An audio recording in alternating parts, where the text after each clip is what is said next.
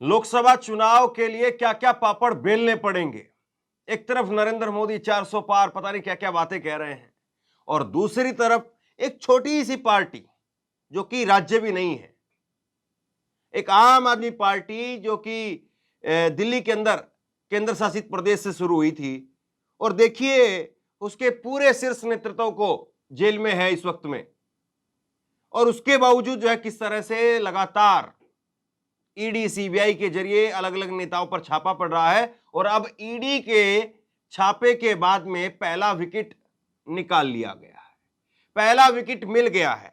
और ये पहला विकेट मिलने के बाद में अब सवाल ये लग रहा है कि आगे इस क्रम में किसका नंबर जो है वो सामने आएगा, और कौन जो है वो इस सीरियल में आगे कौन आएगा।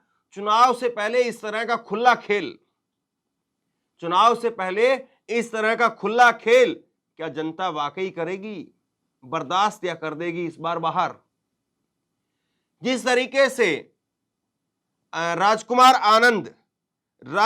आनंद का इस्तीफा हुआ है, और राजकुमार आनंद ने न केवल अपना मंत्री पद से इस्तीफा दिया है, बल्कि आम आदमी पार्टी से भी इस्तीफा दे दिया, विधायक पद से भी इस्तीफा दे दिया।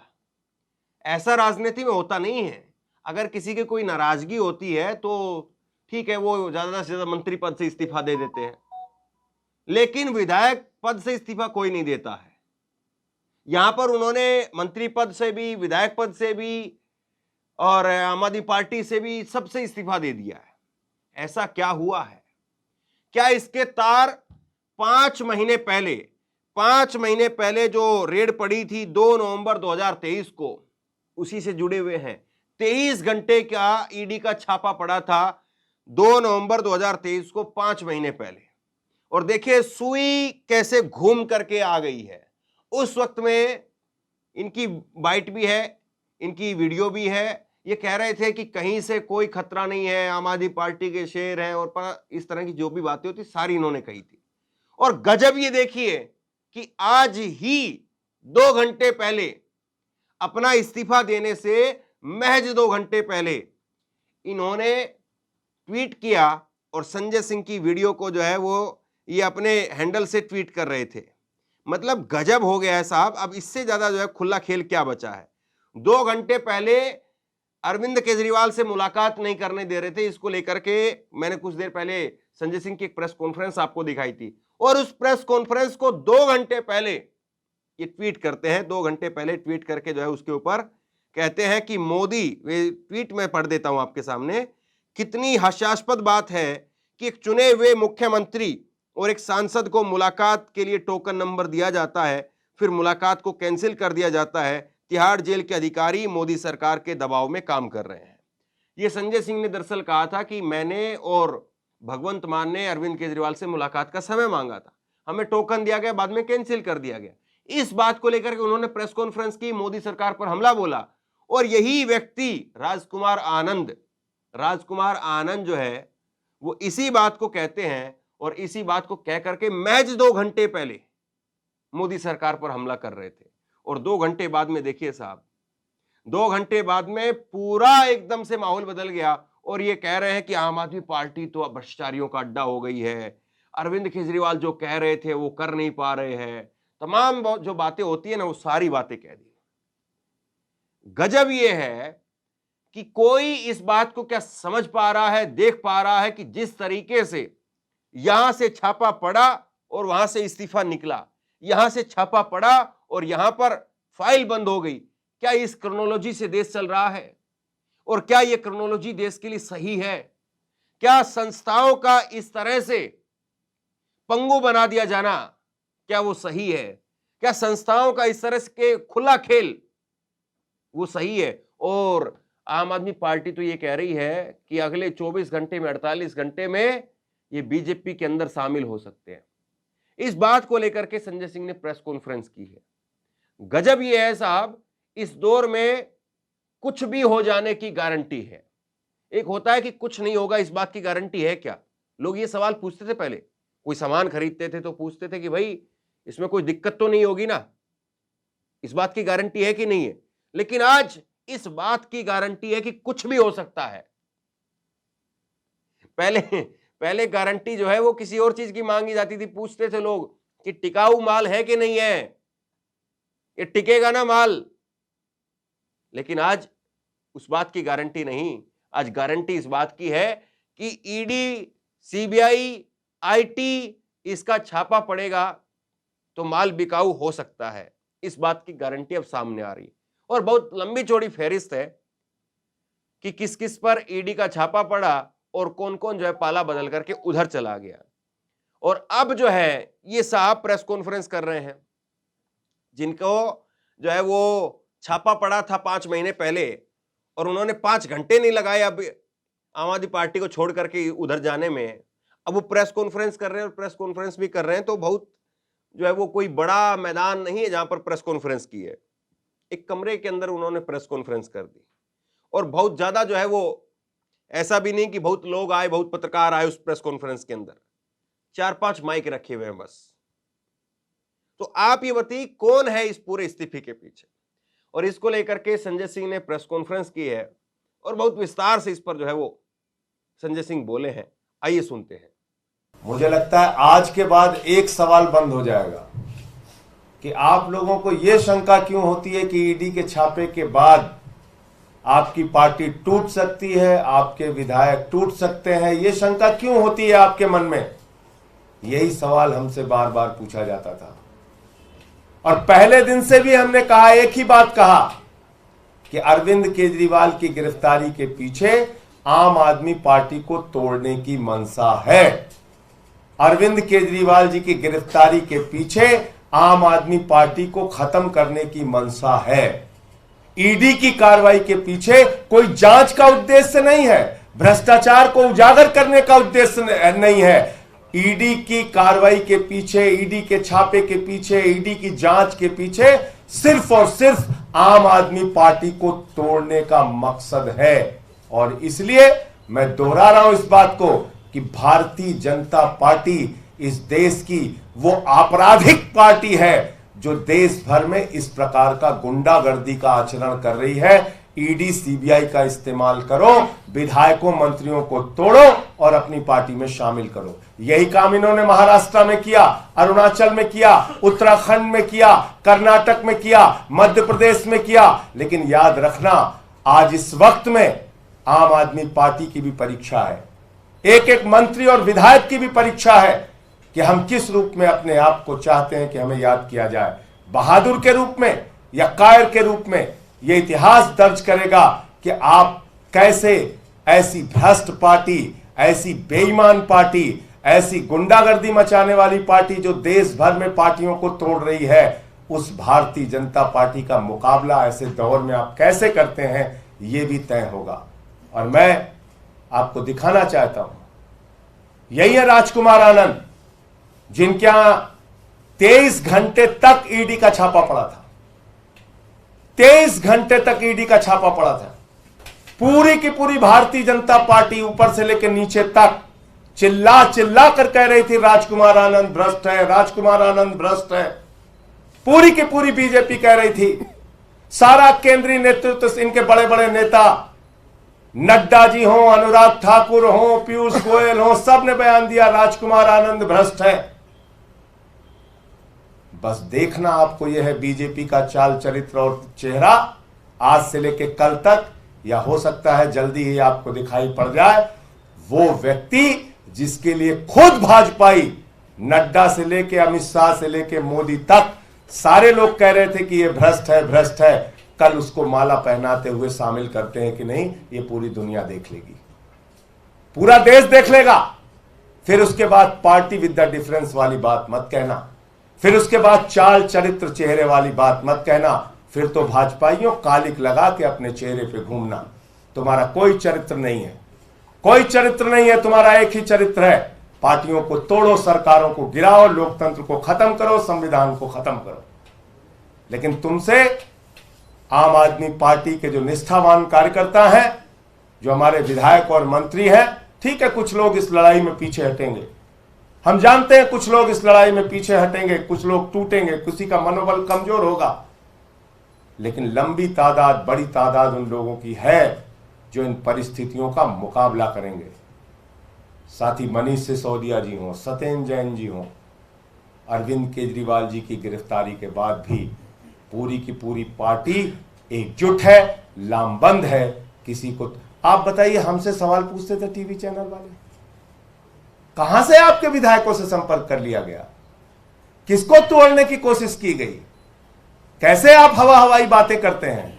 पता चल गया ना कि हम हवा हवाई बातें कर रहे थे, या भाजपा की मंशा यह थी कि केजरीवाल को गिरफ्तार करो और पार्टी को तोड़ो।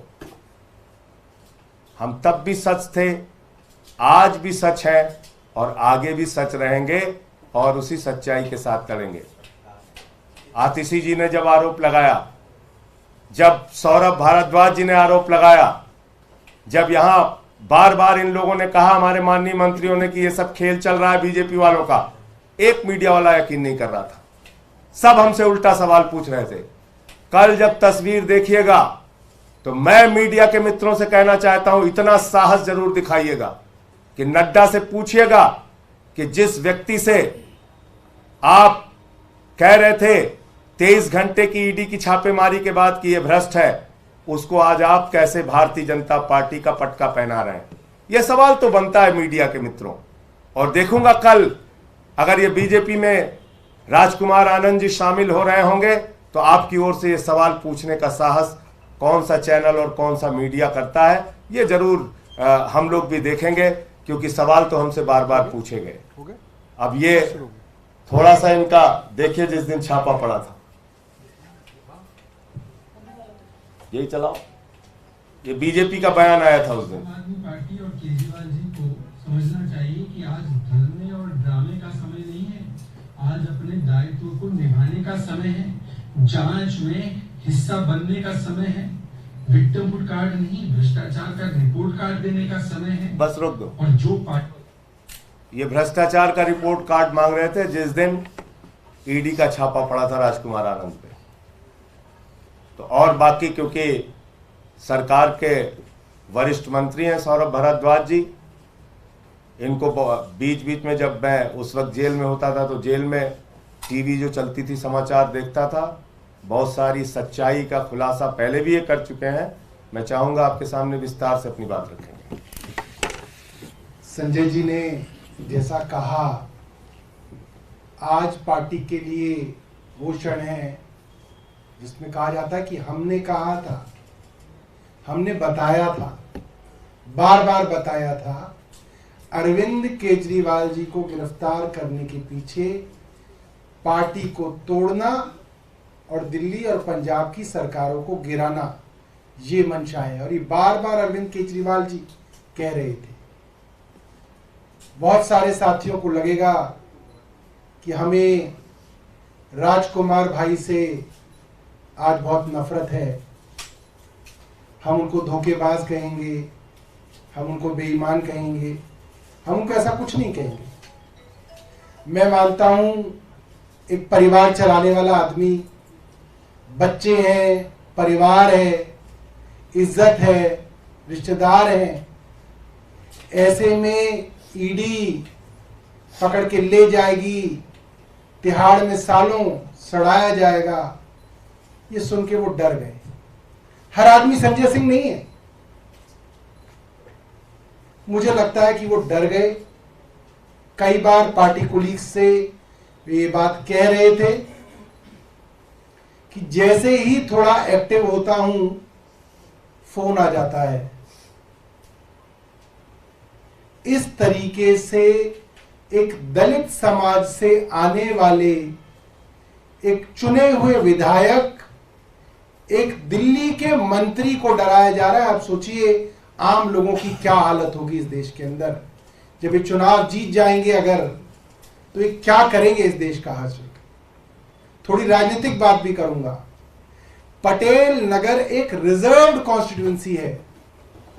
ये बात राजकुमार आनंद जानते हैं कि रिजर्व्ड कॉन्स्टिट्यूएंसी के अंदर वो भारतीय जनता पार्टी से लड़ेंगे, बुरी तरह से हारेंगे, तीसरे नंबर पे आएंगे। वे विधायक इसलिए जीते क्योंकि आम आदमी पार्टी की तरफ से लड़े हैं, बहुत साल कई पार्टियों में रहे हैं, उनको पता है क्या हाश होता है भारतीय जनता पार्टी का। इसके बावजूद उनसे रिजाइन कराया गया, पार्टी से रिजाइन किया, पद से रिजाइन किया, क्योंकि पार्टी से रिजाइन कर दिया तो वो विधायक भी नहीं रहे। कौन आदमी ऐसा करेगा? किसी को पार्टी से अगर दिक्कत भी होगी तो ये कहेगा ठीक है मैं अपना टेन्योर पूरा करता हूं, जनता के बीच में अपनी जगह बनाता हूं, टेन्योर पूरा होगा, पार्टी से रिजाइन करेंगे, जो पार्टी पसंद आएगी उससे लड़ेंगे। ये तो सुसाइड है, ये तो आग में कूदना है। कोई आदमी क्यों सुसाइड कर रहा है? उस आदमी की क्या मजबूरियां बना दी गई? आप सोचिए कितना डराया जा रहा है। आज एक चुने हुए विधायक और एक मंत्री को आज इतना डरा दिया गया कि वो आज रेजिग्नेशन करने के लिए छोटे से किसी कमरे में छुप के प्रेस कॉन्फ्रेंस कर रहा है। आपने देखा ही होगा।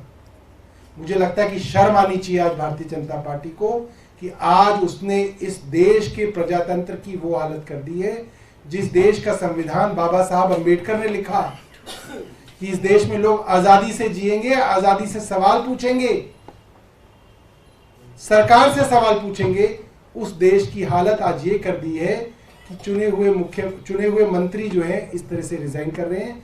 बहुत शर्म की बात है। और मुझे लगता है भारतीय जनता पार्टी एक बार तो कामयाब हो गई। मैं अपने साथियों से कहना चाहूंगा, डरना नहीं है। आपके सामने संजय सिंह का उदाहरण है, झूठे मामलों में फंसाया गया, 6 महीने रहे जेल के अंदर, मगर देखिए बाहर आए और शेर की तरह दहाड़ रहे। संजय सिंह बनना है, मनीष सिसोदिया बनना है, अरविंद केजरीवाल बनना है, सत्येंद्र जैन बनना है, राजकुमार आनंद नहीं बनना। हमें उनसे पूरी सहानुभूति है, मगर पार्टी में राजकुमार आनंद के लिए सहानुभूति सिर्फ इसलिए कि वो डर गए, मगर हमें राजकुमार आनंद नहीं बनना, हमें संजय सिंह और अरविंद केजरीवाल बनना है। बहुत बहुत धन्यवाद। एक इसमें जानकारी और मिली है, चाहे आप लोग कंफर्म कर लीजिएगा, कि उनके आसपास के लोगों ने ये भी बताया कि संभवतः 12 अप्रैल का ईडी का नोटिस भी उनको मिला था। और आज तारीख कितनी है? 10 अप्रैल। 10 अप्रैल। तो वो जिस दिन जाए उस दिन वो सवाल मेरा वाला जरूर पूछ लीजिएगा आप लोग। नड्डा जी जो भी शामिल कराएगा, चाल, चरित्र और चेहरा, इस पे, और पार्टी विद द डिफरेंस, इस पे सवाल, न खाऊंगा न खाने दूंगा पे सवाल, ये सवाल जरूर पूछ लीजिएगा कि भाई इनके यहाँ तो 23 घंटे का छापा मारा, और जब छापा मारा तो मोदी जी भी बोले और नड्डा जी भी बोले और अनुराग ठाकुर भी बोले, और यहाँ के प्रदेश अध्यक्ष जी, क्या नाम उनका, सचदेवा जी, वीरेंद्र सचदेवा जी भी बोले और तिवारी जी भी बोले, सब बोले। तो ऐसे ही व्यक्ति को आप अपनी पार्टी में शामिल क्यों करें? जिस दिन भी करें, मैं अभी की बात नहीं कर रहा हूँ, मेरा वो सवाल जरूर पूछिए। संजय जी, राजकुमार आनंद ने कोई शिकायत की थी क्या पार्टी से कभी अपने पद? अभी 2 घंटे पहले तो मेरा खुद का वीडियो उन्होंने ट्वीट किया है। अब मैं कैसे जान रहा हूँ? 2 घंटे पहले 2:42 पे जैसे वो बॉक्सर साहब का जो है रात में सोने के बाद सुबह हृदय पर, तो राजकुमार आनंद जी ने अभी 2 घंटे पहले मेरा खुद का वीडियो ट्वीट किया।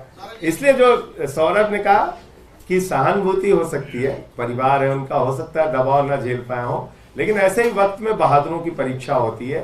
और आपके ऊपर जब संकट की घड़ी है तभी आपकी बहादुरी का परिचय होता है। तो अब आपको तय करना है कि किस तरह से देखें। बता रहे थे कि आपने अनरिजर्व सीट पर जो है एक दलित को टिकट दे दिया और खड़ा कर दिया लोकसभा चुनाव में। यहाँ तो आप ही ये कह रहे हैं कि दलितों को आप लोग सम्मान नहीं करते। उन्होंने कहा दलितों को शामिल कर लेते, फिर कॉर्नर मीटिंग होती रहती है, बुलाने। भारत के अंदर आजादी के बाद पहली सरकार है जिसने बाबा साहब का संविधान अपने स्कूलों में पढ़ाने का निर्णय लिया। और हर जगह सर फोटो, हर जगह फोटो हमारे सरकारी दफ्तरों में बाबा साहब की। और अनरिजर्व पे रिजर्व आदमी, अनरिजर्व पे रिजर्व, अकेले यही नहीं, कई स्टेट्स के चुनाव में हमने ये दिया। और दूसरी बात ये है कि एक चीज बताइए, शिक्षा फ्री, स्वास्थ्य फ्री, बिजली फ्री, पानी फ्री, बस की यात्रा फ्री, इसका लाभ सबसे ज्यादा किसको होता है? समाज के वंचित तबके को इसका सबसे ज्यादा लाभ होता है। इसलिए ये बात कहना तो स्क्रिप्टेड हो सकता है, वो मैं मानता हूँ, जो बता रहे थे कि कुछ लिख के दिया गया उनको, तो उसके नाते। और वैसे भी हम लोगों से बातचीत में तो बराबर उन्होंने पार्टी की तारीफ ही की और ये कहा कि नहीं, ये पार्टी बाबा साहब के रास्ते पे चल रही है।